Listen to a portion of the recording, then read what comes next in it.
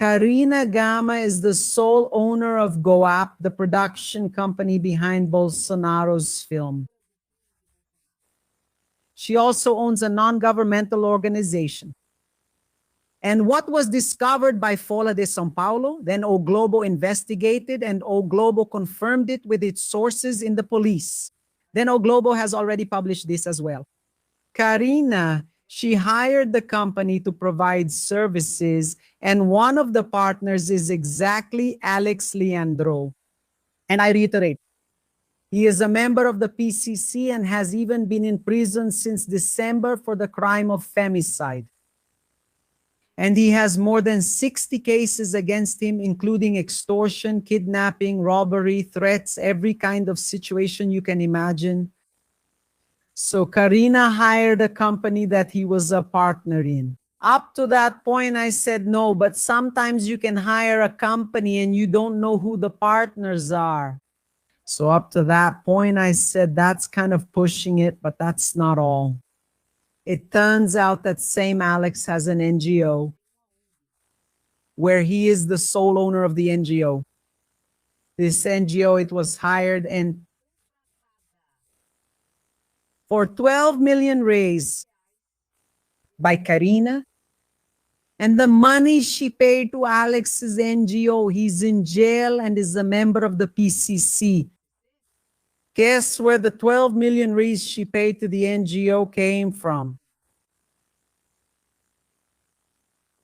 From the São Paulo City Hall, from Bolsonarist Ricardo Nunes.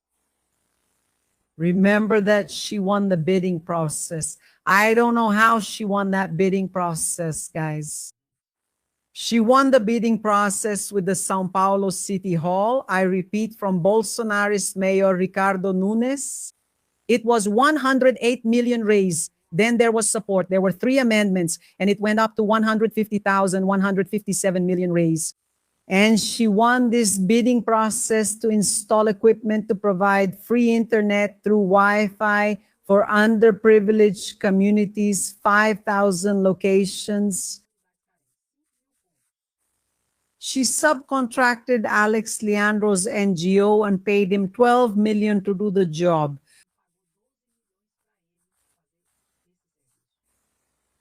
I ask you, how does someone win a bidding process if they don't even have the technical skills or expertise, have never provided the service, so much so that they subcontracted the service? To the PCC member who is even in prison. Because as I told you, up until then, her having signed a contract and did business with the first company in which he was just a partner, maybe she didn't know. Because sometimes you buy something from a company, provide services for a company, and you don't have the obligation to know who all the partners of the company are. Now, she hired the NGO where the only owner of the NGO is the PCC member, Alex. There's no way to escape that, and there's no way she can say she didn't know. And she paid him 12 million from the 157 million she received from the São Paulo City Hall to do the job she won the bidding process to do. She subcontracted the PCC member. Who is this? Andrea Gonçalves, producer of Bolsonaro's movie. She had actually never produced a movie before. She founded the company to produce Bolsonaro's movie. She is what?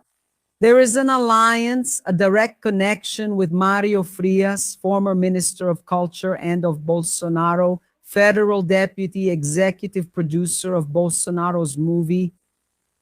Guys, and who is finding all this out? Andrea Gonçalves. In this case, it's the civil police who are investigating. Will this end up with the federal police? There's no way, guys. This should already be with federal police.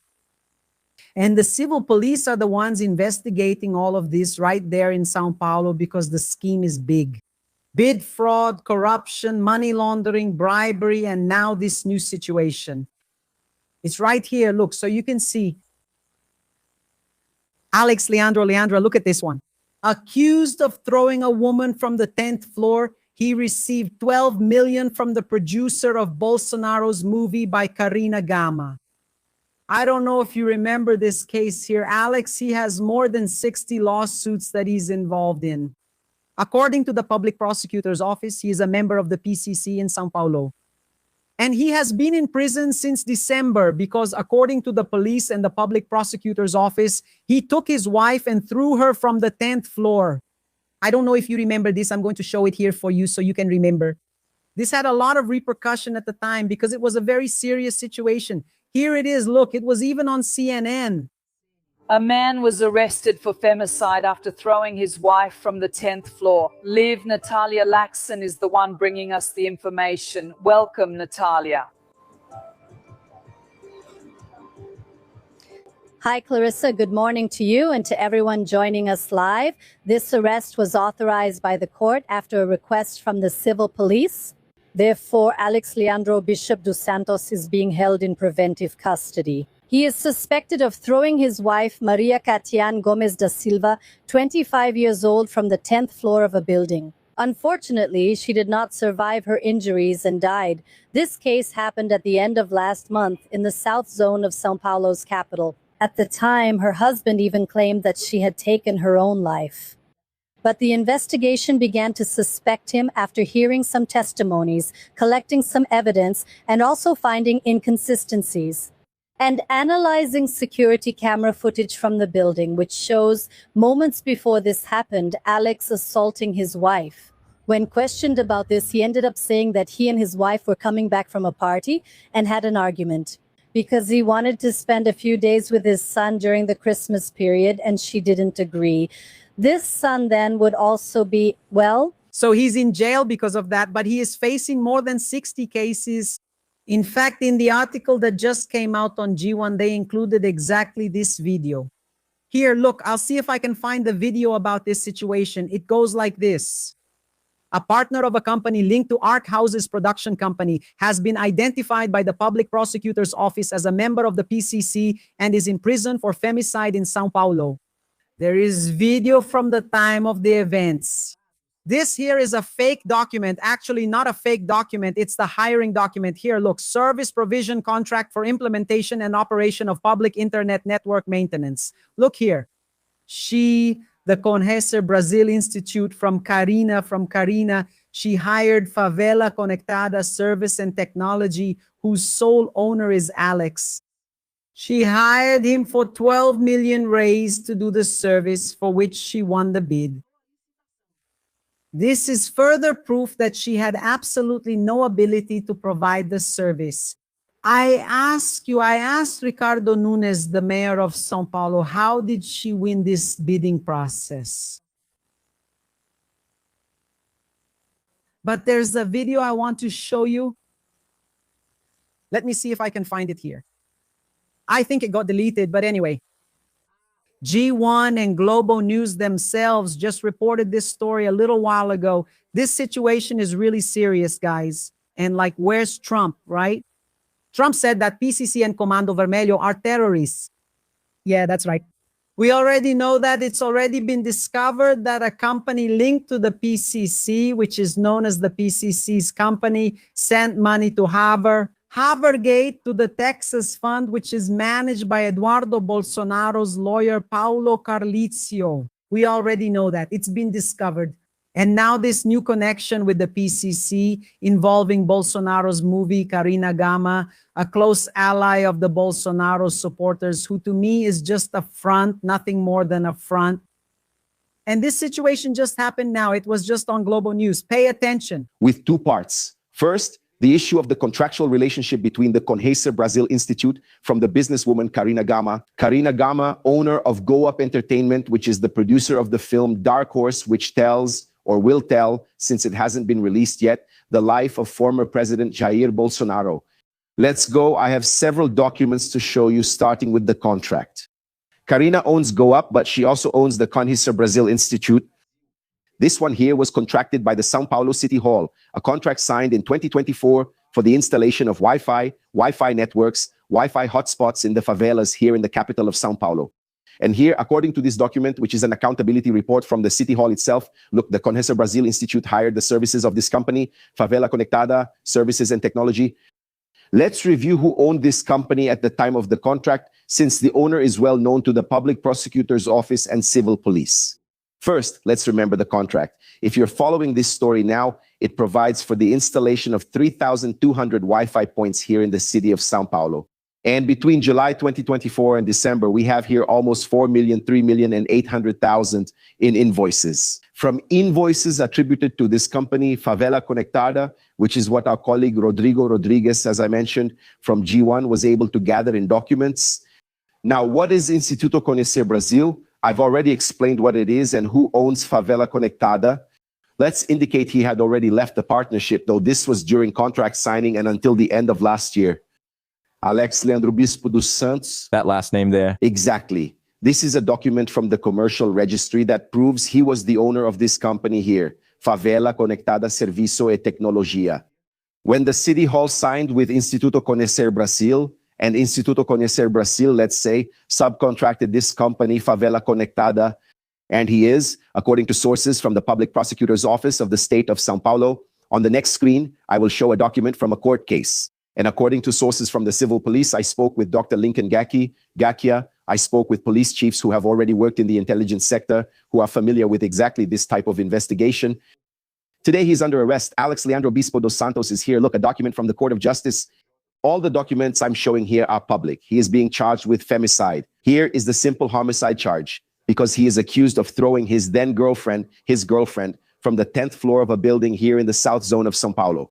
Besides this femicide case that led to his current imprisonment, he has already been convicted of robbery in some cases and has also faced charges such as extortion through kidnapping and other crimes. And in his long and extensive criminal record, he served time in some prisons that, according to the Public Prosecutor's Office and civil police, are indeed evidence that he is a member of the first command of the capital. I'll mention two prisons, Mirandópolis and especially Presidente Wenceslau Penitentiary II in Western São Paulo, where for a long time and before being transferred to the federal penitentiary system, several PCC leaders, including Marco Williams, Herbas Camacho, or Marcola, served time. He, Alexandro, and Marcola were even in the same prison at P2 in Wenceslau for some time. So what we're bringing here, he is responsible for the company. He's registered at Justice P. He left in December. He left in December because he was arrested. He was removed from the Jusk SP registry. There was a change of partners, which we were also able to prove with the documents that Rodrigo was able to gather as well from G1. But when ICB was hired by this company, he was still a partner. And that really draws a lot of attention from investigators and anyone looking into this story, which is the following. Someone who, since the age of 18, he is 40 years old, Alex Pinto dos Santos, and since he was 18, has been arrested several times for various crimes. And after he's released, of course, there can be rehabilitation. The person can do whatever they want after serving their sentence, of course. But what stands out is that he has this company and signs contracts for these amounts. With someone holding a major city hall contract, yes. To provide services, right? That's right. Just a reminder, and not to do any investigation about who is being hired for this. And just to wrap up here, an important context, Karina Gama, who owns ICB and Go Up, has already been investigated by the civil police regarding this contract for the installation of subscriber Wi-Fi. And she even attached to her defense, attached to this civil police inquiry, that the film Dark Horse, Go Up, and herself, she attached this to her defense, cost 75 million reais. Yeah, a good part of this money is spent in the United States and here in Brazil, because the film is produced in both countries. So that's the context of the story. So Karina, the owner of ICB, who is also the owner of Go Up through ICB in these Wi-Fi contracts, hired this company belonging to a PCC member. And the civil police want to know even today, even because of a request from the Public Prosecutor's Office, if this contract is fraudulent and if part of this money was actually used for the production of the film. An investigation by me and also by Rodrigo Rodriguez, our colleague from G1 Globo's news portal, with two parts. First, well, things are getting heated. Most situations are coming to light, and this is like a terrible case, right? There was already a situation with a company that is well known, especially in the hidden carbon operation, like the PCC company, which sent money to Havergate, the fund of Eduardo Bolsonaro's lawyer over there in the United States in Texas. And now there's this situation where Karina hired an NGO whose owner is a PCC member, who is even in prison and facing more than 60 lawsuits. It's a horrible situation. My dear, the more you dig, the worse it gets. So here it is. The man accused of throwing his wife from the 10th floor received 12 million from the producer of Bolsonaro's movie.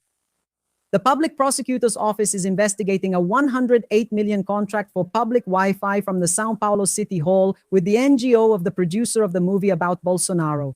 The NGO Instituto Conhecer Brasil was hired to install 5,000 internet access points in the outskirts of the capital.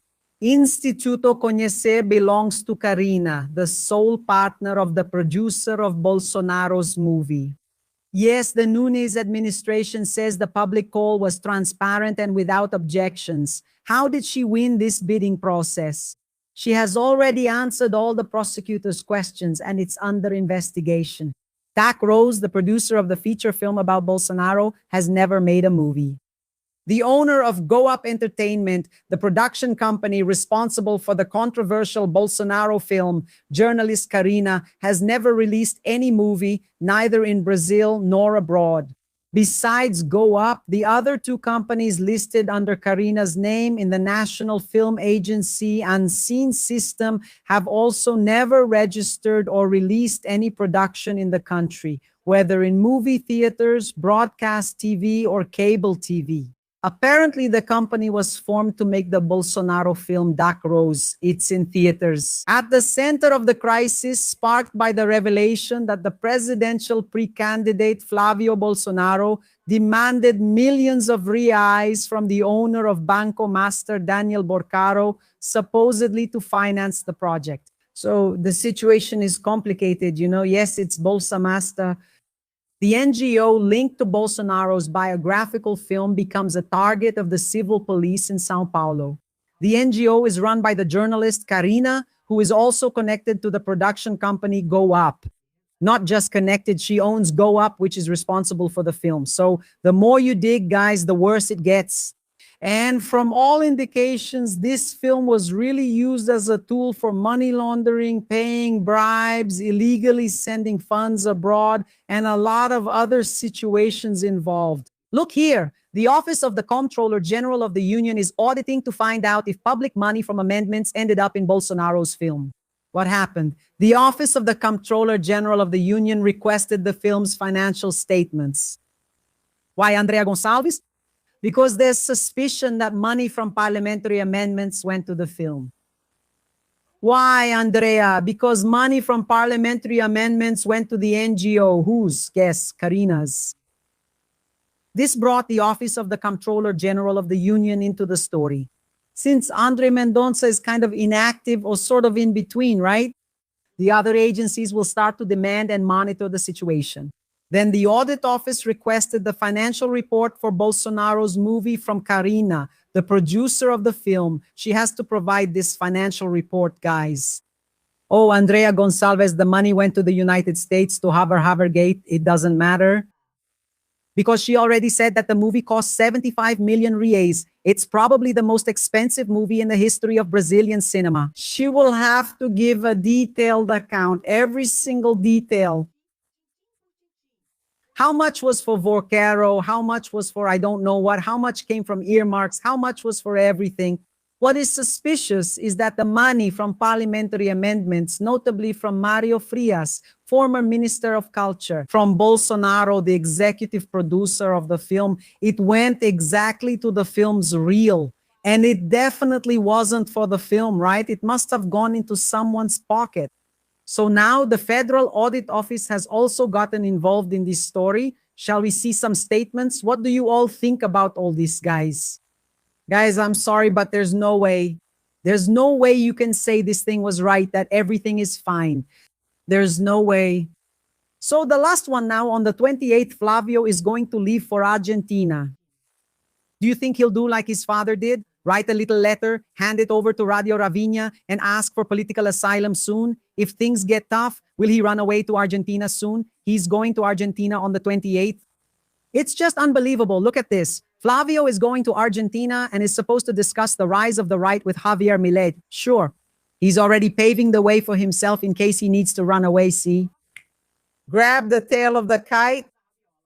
Meanwhile, the Attorney General's office is requesting more time to analyze whether Bolsonaro's possession of a firearm is a serious offense. Goni considered that it is still not possible to state that the weapon kept by the former president constitutes a serious offense that would revoke his house arrest. Shall we take a look at Paolo Goni's document here responding to Minister Alexandre de Moraes? Look, I'm completely lost. I think it's Friday and that's the effect, you know? Oh my God, look here. The reported episode, which is still in the initial stage of clarification in the proper instance, does not indicate in the case of the police at this procedural moment the concreteness of a situation that would characterize a disciplinary infraction or a breach of precautionary conditions to which the convicted person is subject. The establishment of serious misconduct requires more than just subsumption, which is the application of the law, the rule to the fact, right? It requires an analysis of the impacts of the unlawful conduct on the legal order and the object and purpose of criminal enforcement. It is suggested then that we wait for the conclusion of the investigations in order to allow for a final and more comprehensive judgment of the facts. What does Paolo Goni want? He wants to wait. The conclusion of the investigation that the civil police opened in the federal district so that he can know and give his opinion on whether it really happened. Whether it is a serious offense by Bolsonaro or not, if it is a serious offense, he will return to Papuda. There's no way around it. Now, from what I'm seeing, Paolo Goni is just dragging things out, and it looks like he's going to say it wasn't a serious offense.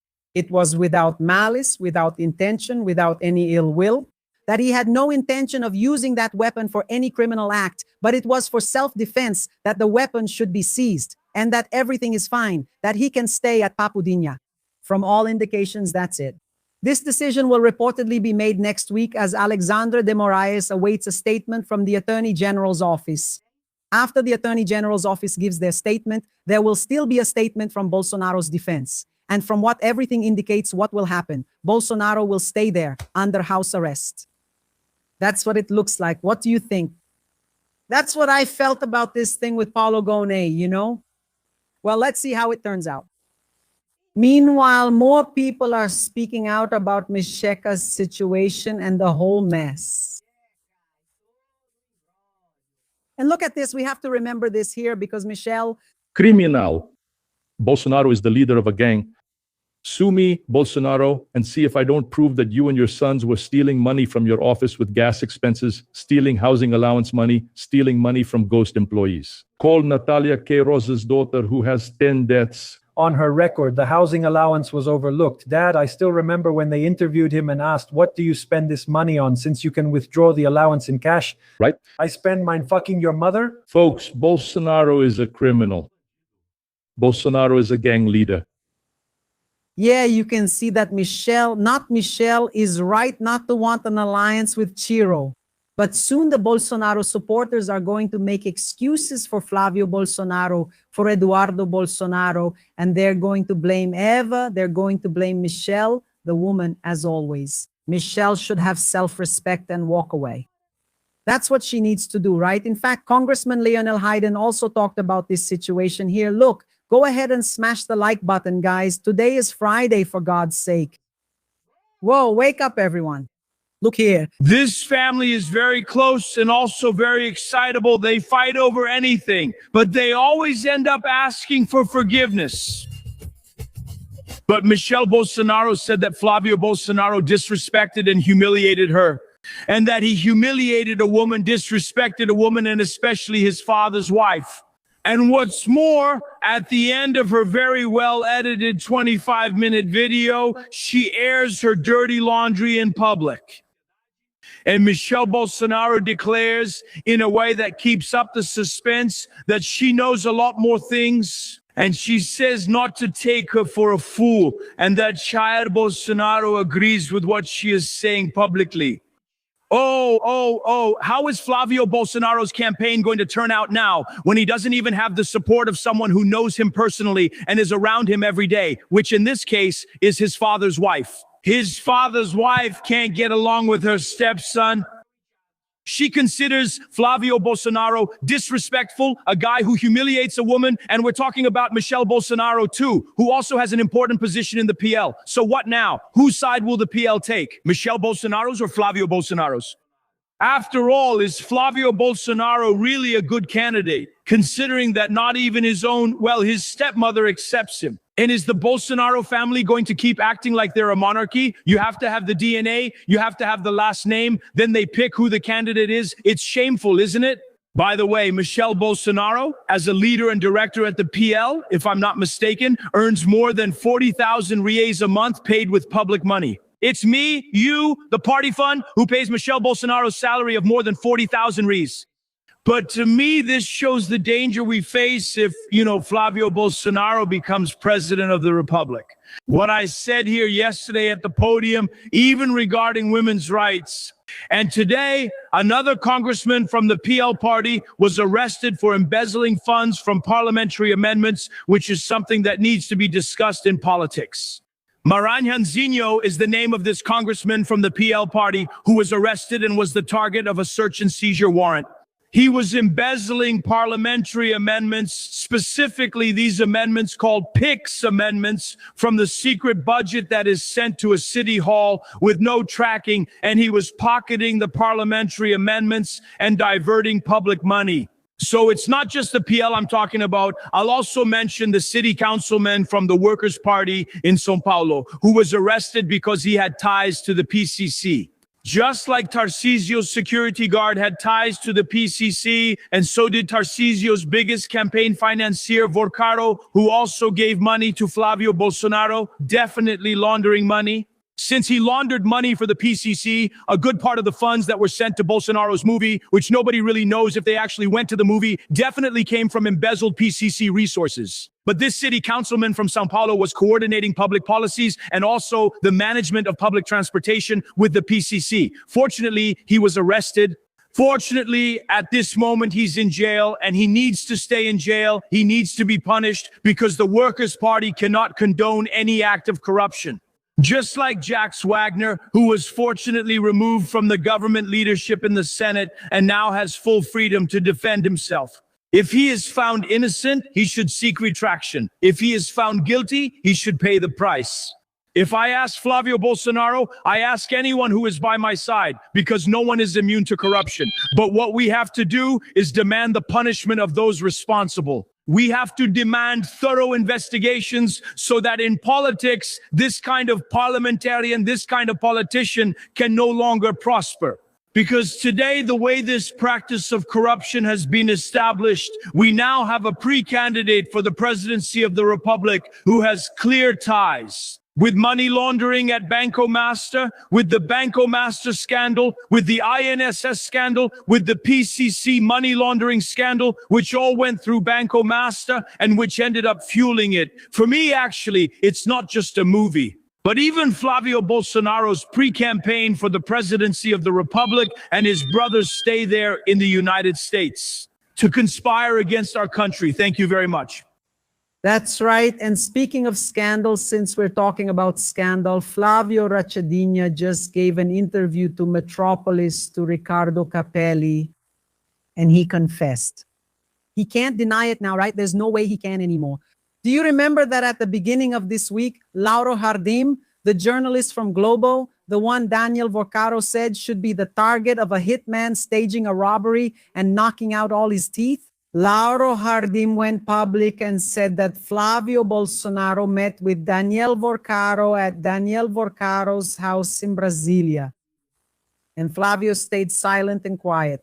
Flavio didn't say anything, didn't deny it, didn't say a word. And I even told you there's no way he can deny it, because if he denies it, he'll be caught lying. Then he gave an interview just a little while ago to Ricardo Capelli and admitted that he really was at Daniel Vorcaro's house, but it was to talk about financing the movie with private money. It's not private money, guys.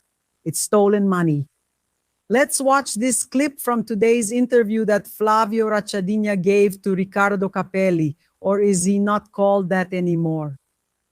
Now he's Flavio Mesadão from Vorcaro. It's Flavio Bolsomaster. That's right. Put it there. Yeah, Papa, stop. Put it there, Flavio Bolsomaster. Whoa, pay attention here. You yourself admitted that you had an in-person meeting with Daniel Vorcaro in Sao Paulo to discuss the movie Dark Horse with him. Recently, the newspaper Globo published that you had another meeting with Daniel Vorcaro in the first half of last year here in Brasilia at Cáceres. Wait, so hold on. Is this the second meeting? No. Stop everything. Stop everything. Duh. So it's not just a meeting anymore? Is it already the second meeting with Daniel Vorcaro at Daniel Vorcaro's house? My dears, you can expect there will be a third and a fourth. What is this? And the problem is the PT, the problem is Lula.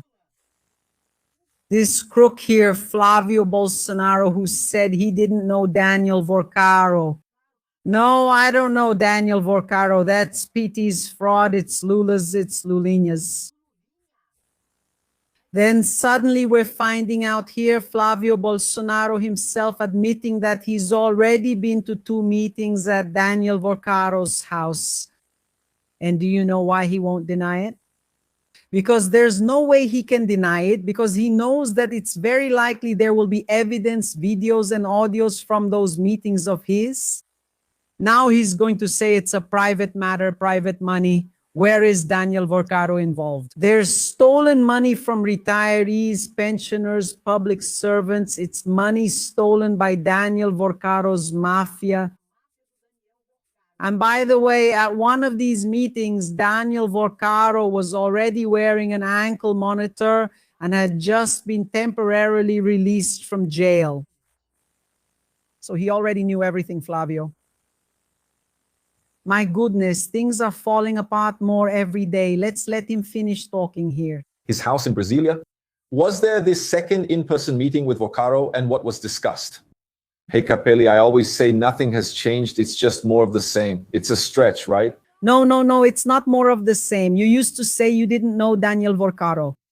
How is it more of the same if you used to say you didn't know Daniel Vorcaro? And now we find out not the meeting at his house, but the second meeting at Vorcaro's house to collect money. He's trying to normalize it, guys. He's trying to normalize the situation. There's no way to normalize this. This is corruption. This is money laundering. This is bribery. It's stolen money. To try to bring this subject back up again. I've always said this. My relationship with him was always because of the movie. Once again, it's private investment in a private movie. The money is stolen. Vorcaro's money is stolen money. Now, here's the thing. Where did the money go? He doesn't answer. Flavio doesn't answer where the money went. Did the money go to the movie? Where is the accounting report for the movie? Does Flavio know what he's talking about? He says the money went to the Texas fund, the Havergate. And from there, did it go to the movie? And why doesn't he say it, Andre? Because he could lie and say it went to the movie, Andre. It's because he knows it can be tracked. And the police must be investigating. It's not possible. It's not possible that the police aren't investigating, because if the police aren't investigating this, they might as well stop too. But Lauro Jardim this week as well revealed that the federal police are officially investigating Flavio Bolsonaro for the alleged crimes of criminal organization, money laundering, and illegal transfer of funds abroad. Then Flavio tries to normalize it, saying it's a private matter, private money. He's trying to make the situation seem normal. First, he didn't even know them. Now he was charging millions of reais and received more than 50 million, more than 60 million reais. Where did the money go? He doesn't explain that. So guys, we can't normalize this kind of situation. You can't think that this is right, that this is correct, or that this is normal. Especially for someone aiming to be president. You just can't, you know? And speaking of things that are out of line, Misheka was attacked again. The other one who's over there in the United States, the one she said was out there attacking her, is still attacking her. Paulo Figueiredo, Look at this video of him here saying that she's really tough with Bolsonaro's sons, but she's a softie with Alexandre de Moraes. Go ahead, mess with it, mess with it. There goes Flavio, being a softie with Alexandre de Moraes. Because I wonder, how many videos with this kind of admiration and tone has Michelle recorded talking about Alexandre de Moraes? Zero. She greets Alexandre with a little kiss and calls him a brother in Christ.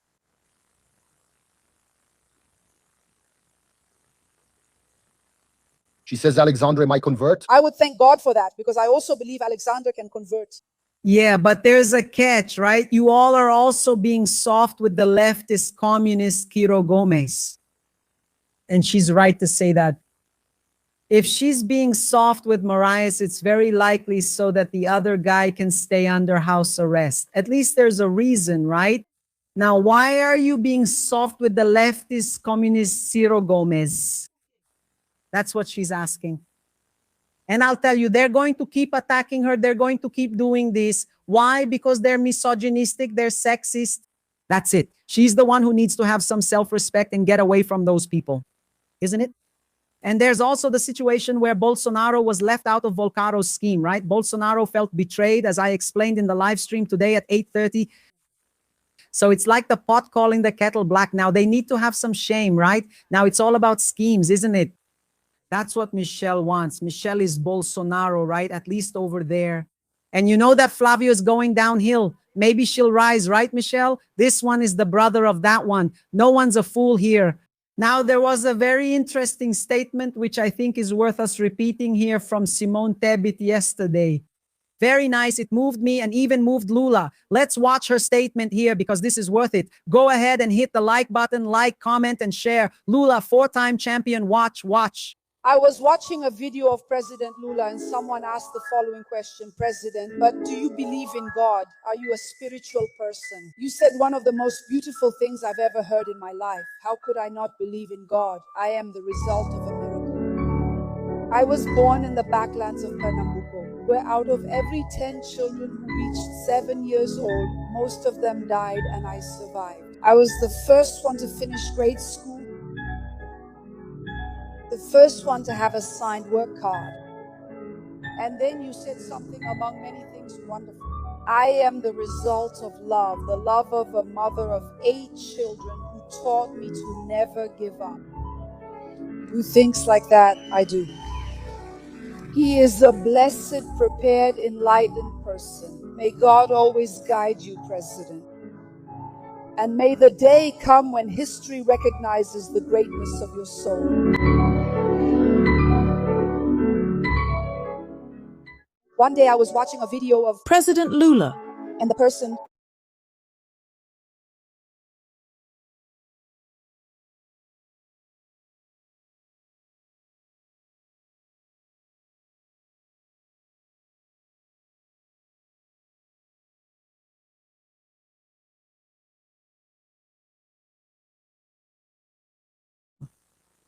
so like guys, Lula is a miracle.